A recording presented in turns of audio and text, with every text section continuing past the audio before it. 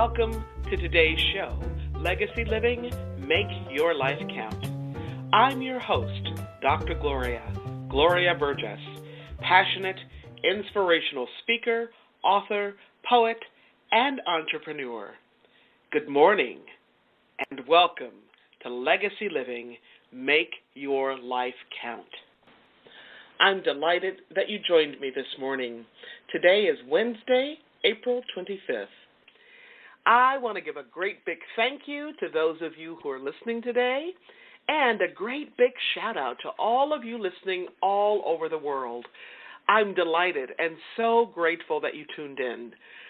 I hope you're enjoying a fabulous day today, and that you're having a fantastic week, because you know what?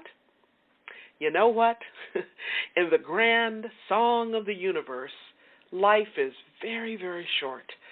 It's short and sweet and very, very precious. So, I hope you're making a difference in your own life. Because when we make a difference in our own life, you also make a difference in somebody else's life. Now, a lot of folks want to make their life count for something. But they don't seem to know how to do that. Or it seems so big, so large, so looming to them. They don't know where or how to begin. So they ask me, Dr. Gloria, how do you do that? How do you make your life count? Well, you know me, I like to keep things simple. And it's pretty simple to make your life count. Now, you do it day by day, step by step, moment by moment, every single day. 365, 24/7. You make your life count by being there.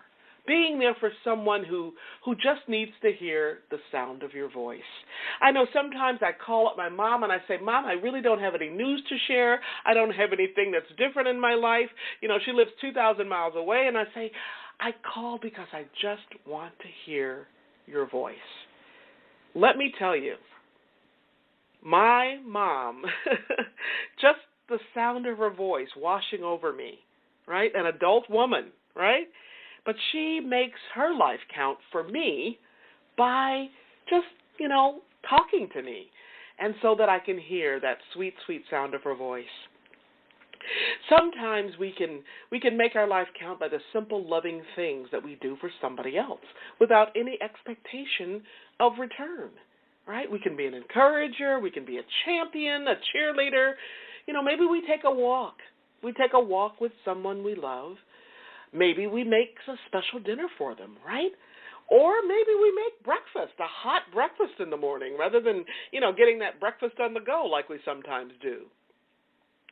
Maybe you have a new neighbor in your neighborhood. Maybe it's right next door, and maybe you make them a batch of cookies or make a casserole for them. And it doesn't have to be a new neighbor. You can make it for somebody who's been there for a while, right? Take a load off. Maybe you haven't spoken to your brother or your sister for a long, long time, and now is the time to give them a call, right?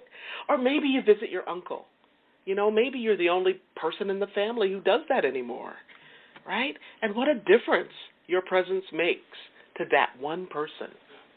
I know after I work a day, a long day working with my clients, maybe I've been facilitating a retreat or a meeting of some kind, and I come home and, sometimes I find that my husband has lit a candle and he's lit some incense, some warm, fragrant incense, and then he runs a nice hot bath for me.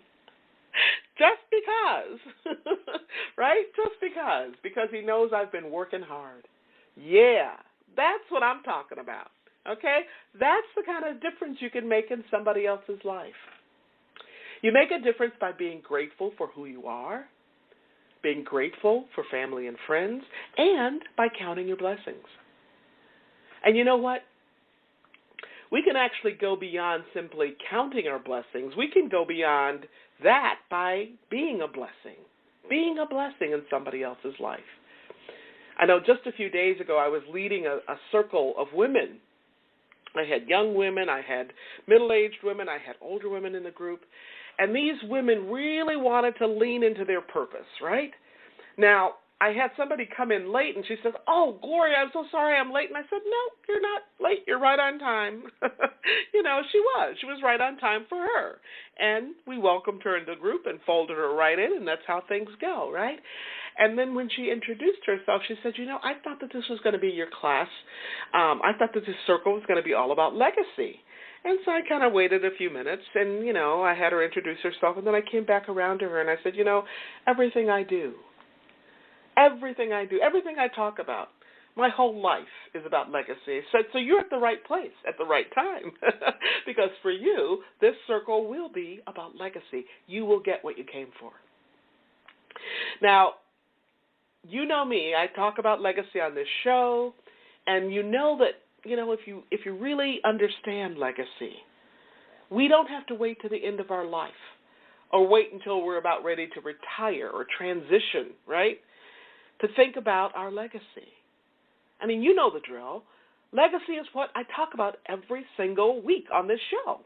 We create our legacy every single moment, every single day, right? 365, 24/7. And this circle was really all about legacy. And one of the things we did in the circle that made a significant difference in every single person's life was we shared stories. We shared stories. I invited them to share a story about, someone or something that's what I call chasing them down, right? Usually that's your purpose, and you're running away from it, right? And I also had them share stories about what inspired them, who or what inspired them. Because, we can't see in other people what we don't already have in ourselves. And then we talked about, closing the gap between that thing, that presence, whatever it was that was chasing you down, and what inspires you, what lights your fire. And let me tell you, they shared some amazing stories with one another, some pretty amazing stories. Sometimes we just need to sit back, to just put our feet up and hit the pause button, right? Just hit the pause button. We need to sit across the table from someone, grab our teapot, pour a cup of tea, light up the coffee pot, pour an espresso, whatever we're doing, and just listen. Listen to someone else share their story. Sometimes that's how we can make a difference in somebody else's life. Now, one of my favorite poets is a woman by the name of Muriel Rukeyser. Muriel Rukeyser. And I love what she says. She reminds us, some of us think that the world is all about science, right? That the world is made up of atoms. But she says, oh no, the world is not made up of atoms. It's made up of stories. The world is not made up of atoms. It's made up of stories. I love that. I remember growing up in my personal village, we used to sit around the kitchen table, just girls and women, husking corn, silking, taking the silk out of the corn, shelling peas, right? We'd sit around just talking and, picking the stems out of the collard greens, and we'd share stories. We'd share one another's lives. So sometimes it just helps to put your phone down, to turn Facebook off, to turn Twitter off, to stop taking those photos for Instagram, right? And just sit across the table from someone, look into their eyes, and share your life with them. That's what legacy living, make your life count, is all about. You can learn more about legacy and legacy living, make your life count, by visiting the Gloria Burgess website. That's Gloria Burgess, Gloria, like the song Gloria. Gloria Burgess, B as in boy, URGESS.com. That's the Gloria Burgess website, Gloria, B as in boy, URGESS.com, or by visiting Facebook. I just told you to turn it off, and now I'm telling you to visit it, right? But again, if you want to learn more about me, go to facebook.com/Dr. as in doctor, Dr. Gloria Burgess, PhD /. All right. So today's show is part 2 of a show that began last week that honors the legacy, the life of Dr. Maya Angelou. Now, if you missed last week's show, be sure to download it so you can hear part 1. Now, you don't want to miss that show. Download it so you can listen to it again and again to get what you need from it. Like all of my shows, I want to inspire you to make a difference in your own life so that you can make a difference in the lives of others. I also want to equip you with ideas, information, and resources that you can use, that you can actually put to use in your own life, and so that you can share the wealth with others. In fact, one of my goals with these shows is to share the wealth so that folks in countries and in places in the U.S. and countries outside of the U.S. where there are few books or little access to them and other similar kinds of resources, so folks can listen in and get what they need. Okay? So in my travels, I'm actually astounded to see more cell phones these days than books. I'm talking cell phones in countries that don't have libraries, okay? But let me tell you something else. With a cell phone, you can listen into this show and to other shows, and you can share the information, and you can share all of these great resources. I just love technology sometimes. Can I get an amen? Especially when it's put to good use, right? And you know what? If you're so inclined, you can share the wealth with folks in your circle in the United States and beyond. All right. Now, about Dr. Angelou. Now, most of you know that she was an amazing poet and writer.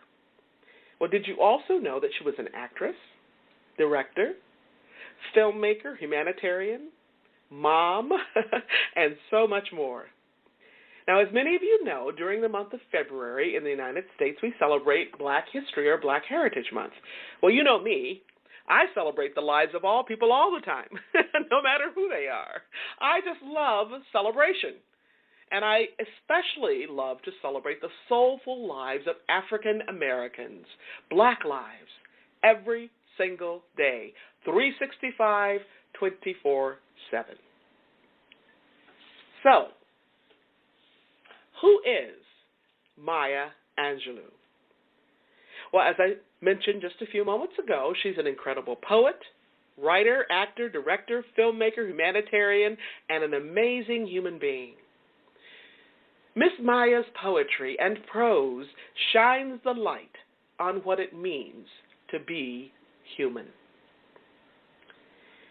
Now, just as she was honored to write and share a poem for President Bill Clinton's inauguration to shine the light on what it means to be human, Dr. Maya Angelou was also honored and blessed to write a poem to shine the light on the life of Nelson Mandela, a man who deeply understood what it means to be human.